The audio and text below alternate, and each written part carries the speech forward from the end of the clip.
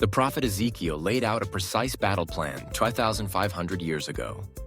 Today, news headlines are reporting that the armies are moving into position, exactly as he foretold. In the annals of biblical prophecy, few visions are as detailed and geopolitically specific as the war described in Ezekiel chapters 38 and 39. It is the prophecy of the Gog-Magog War, a future invasion of Israel by a massive coalition of nations.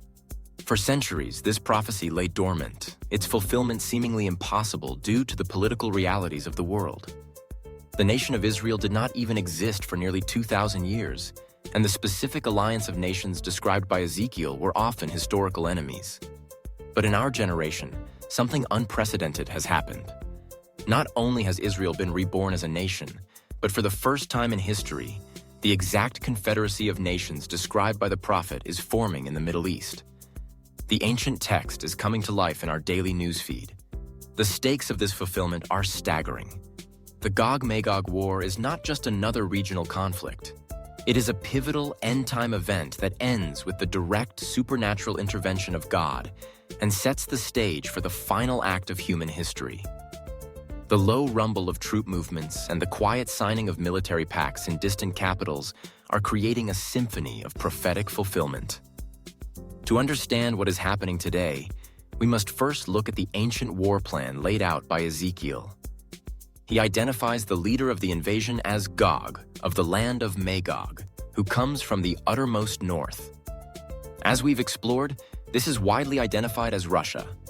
But the key to the prophecy is the specific list of allies who march with Gog. The first and most prominent ally mentioned is Persia. Persia is the ancient name for the nation of Iran. For much of modern history, an alliance between Russia and Iran was unlikely. But today, it is a geopolitical fact. According to numerous reports from strategic think tanks like the Center for Strategic and International Studies, CSIS, Russia and Iran have forged a deep military and strategic partnership. They have fought side by side in Syria, and their cooperation now includes advanced weapon sales and a shared objective to dominate the Middle East and challenge the West. The first key member of Ezekiel's alliance is firmly in place. Ezekiel then names two other key members of the coalition, Gomer and Togarmah, which he also places to the north. Historical and biblical scholars overwhelmingly identify Togarmah with the region of modern-day Turkey. Like Iran, Turkey was historically a rival of Russia. As a member of NATO, a Turkish alliance with Russia was considered impossible. Yet in a stunning geopolitical shift, Turkey has pivoted dramatically toward Russia. Turkish President Erdogan has purchased Russian anti-aircraft systems, conducted joint military operations, and now works in concert with both Russia and Iran to determine the future of Syria. This alliance between Russia, Iran, and Turkey, the Astana Troika, is now the primary power broker in the region.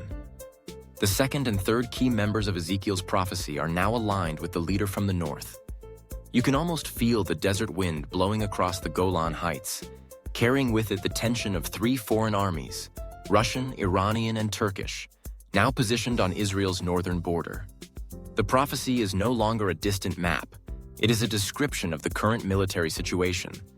The prophecy also lists other, more southern allies, Cush and Put. Cush is ancient Ethiopia or modern-day Sudan, and Put is Libya. In recent years, Russia has been dramatically increasing its influence in Africa, signing military deals and establishing a presence in both Libya and Sudan through its Wagner mercenary group. These nations are being drawn into Russia's sphere of influence, creating the southern flank of the prophesied invasion force. The entire cast of characters from Ezekiel's ancient prophecy is now on the stage, and their movements are being coordinated by the same director, the leader from the uttermost north. But Ezekiel provides another critical clue: the timing. He says this invasion will happen in the latter years, after Israel has been regathered from the nations and is living in a state of perceived security. The regathering of Israel in 1948 is a historical fact. But what about the security? Some scholars believe this points to a future peace treaty that will lull Israel into a false sense of safety. Others point to Israel's current economic prosperity, particularly its discovery of massive offshore natural gas reserves. The prophecy says the invaders come to seize, plunder, and capture spoil. These gas fields represent immense wealth, a spoil that Russia, a rival energy producer, and its allies would have a strong motive to control. The motive, the alliance, and the timing are all converging in our generation. The headlines are not just reporting on a new alliance, they are reporting the fulfillment of Ezekiel 38.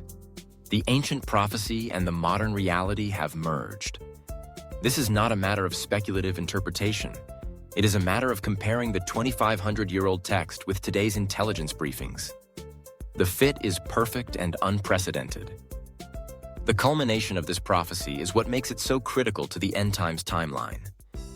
The invasion of Israel is not successful. When the armies of Gog descend upon Israel, God himself intervenes. Ezekiel describes a cataclysmic event. A great earthquake, infighting among the troops, and torrents of rain, hailstones, and burning sulfur raining down on the invading forces. The destruction of this massive army is so complete that it takes 7 months for Israel to bury the dead. The purpose of this event is a global revelation. God declares through Ezekiel, "And so I will show my greatness and my holiness, and I will make myself known in the sight of many nations. Then they will know that I am the Lord." This event will be an undeniable supernatural display of God's power and his covenant faithfulness to Israel. It will put the entire world on notice that the God of the Bible is real and that he is in control of human history. The formation of this new Russian-led alliance is more than just a geopolitical development. It is a prophetic sign of the highest magnitude. It is the sound of the final countdown clock beginning to tick. The armies are moving into position exactly as Ezekiel foretold. We are the first generation in history to see this happen. If you want to stay informed on how breaking news events are aligning with biblical prophecy, subscribe to our channel. The time for watching is now.